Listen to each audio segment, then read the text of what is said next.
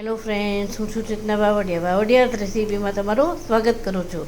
આજની મારી રેસીપીનું નામ છે રીંગણા બટેટા વટાણાનું શાક. તો સૌ પ્રથમ આપણે તેલ મૂક્યું છે, એમાં આપણે હિંગ નાખી છે. હવે આપણે તેમાં સમારેલા રીંગણા બટેટા વટાણાને ટમેટાં તે નાખીએ છીએ. હવે આપણે તેમાં મસાલા કરીશું. 1 ચમચી લાલ મરચું, 1 ચમચી ધાણા જીરું, અડધી ચમચી હળદર, સ્વાદ મુજબ મીઠું ને થોડી એવી ખાંડ લઈશું.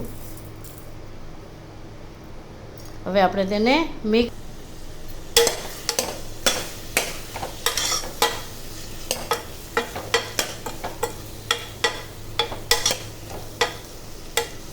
હવે આપણું મિક્સ થઈ ગયું છે. હવે આપણે તેમાં થોડું પાણી નાખીશું.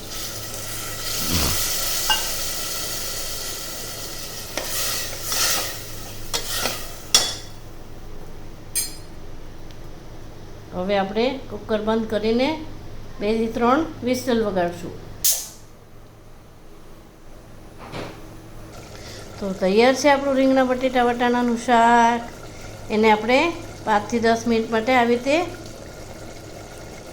થવા દેવાનું છે.